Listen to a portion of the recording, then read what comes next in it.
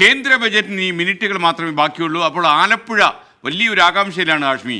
ആഭ്യന്തര ടൂറിസം പ്രോത്സാഹിപ്പിക്കുന്നതിൻ്റെ ഭാഗമായിട്ട് ജില്ലയിലെ ടൂറിസം, റെയിൽവേ, അതുപോലെ മേഖലകളിൽ ഒരുപാട് അവഗണന ഉണ്ട്. എന്നാൽ ആലപ്പുഴക്കാർ വിശ്വസിക്കുന്ന എന്തെങ്കിലുമൊക്കെ ചില മാറ്റങ്ങൾ ഉണ്ടാകും. അപ്പോൾ എന്തൊക്കെയാണ് അവരുടെ പ്രതീക്ഷകളെന്ന് നമുക്ക് അന്വേഷിച്ച് ചെല്ലാം. കേരളത്തിൽ ഏറ്റവും കൂടുതൽ വിദേശ വിനോദസഞ്ചാരികൾ എത്തുന്ന മേഖലകളിൽ ഒന്നാണ് ആലപ്പുഴയിലെ കായൽ ടൂറിസം മേഖല. ഈ മേഖലയിലെ പദ്ധതികൾക്കും ആവശ്യങ്ങൾക്കും ഇത്തവണത്തെ കേന്ദ്ര ബജറ്റിൽ ഇടം കിട്ടുമോ? ഒരുപാട് പ്രതീക്ഷകളുണ്ടെങ്കിലും എന്തൊക്കെ യാഥാർത്ഥ്യമാകുമെന്നാണ് ഈ മേഖലയിലുള്ളവർ നോക്കിക്കാണുന്നത്. അടിസ്ഥാന സൗകര്യങ്ങളാണ് നമുക്ക് വേണ്ടത്. ഇവിടെ ഏറ്റവും കൂടുതൽ പ്രശ്നം ഉള്ളതെന്ന് പറഞ്ഞാൽ നമുക്ക് മാലിന്യ നിർമ്മാർജ്ജനം, താൽക്കാലിക മാലിന്യ നിർമ്മാർജ്ജനമാണ് നമുക്ക് ആലപ്പുഴയ്ക്കുള്ളത്. നമ്മൾ മത്സരിക്കുന്നതെന്ന് പറഞ്ഞാൽ ലോക രാജ്യങ്ങളോടാണ് ടൂറിസം മത്സരിക്കുന്നത്. ഇന്ത്യ മത്സരിക്കുന്നത് ലോക രാജ്യങ്ങളോട്, അല്ല സംസ്ഥാനങ്ങളോടല്ല. ഇപ്പോൾ ഗോവ കണക്ക് തന്നെ, ഗോവ നമുക്ക് എടുത്തു വെച്ച് നമുക്ക് ഗോവ എടുത്തു വെച്ച് നോക്കാം. ഗോവ നല്ല ഫാസ്റ്റായിട്ടാണ് പോകുന്നത്. അത് ലോക നിലവാരത്തിലെത്തിയ ചില സ്ഥലമാണ് ഗോവ. അപ്പം അവിടെയൊക്കെയെന്ന് പറഞ്ഞാൽ ടൂറിസ്റ്റുകൾ വരുന്നതെന്ന് പറഞ്ഞു കഴിഞ്ഞാൽ വിദേശ ടൂറിസ്റ്റുകൾ ധാരാളം വരുന്നുണ്ട്, കേരളത്തിൽ വരുന്നില്ല.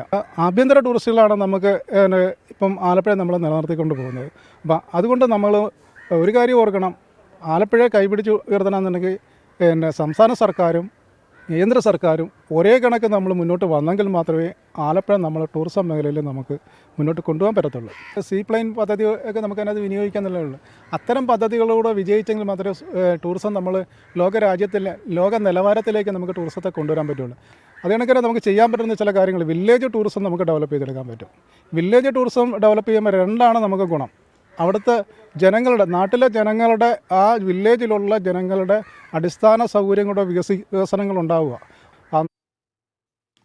അതുപോലെ നെടുമങ്ങാട്ട് ഷാനവാസ് വരുന്ന ഹാഷ്മി, നെടുമങ്ങാട് വഴിയുള്ള ഒരു റെയിൽവേ ലൈൻ ഉണ്ടല്ലോ, പുല്ലൂർ വഴിയൊക്കെ പോകുന്നത്. കൊട്ടാരക്കര വഴിയാണോ കേട്ടോ? നെടുമങ്ങാട് വഴിയുള്ള റെയിൽവേ ലൈനും കൂടി ഒന്ന് പരിഗണിക്കാൻ കഴിഞ്ഞ ആഴ്ച വന്ന വാർത്തയാണ്. അത് പിന്നെയും ഫയലുകൾ ഒതുങ്ങിപ്പോകരുതെന്നാണ് ഈ ഷാനവാസ് പറയുന്നത്. ഷാനവാസെ, നമുക്കും ആവശ്യമുണ്ട്, ഒരുപാട് പുതിയ റെയിൽവേ ലൈനൊക്കെ വരണം.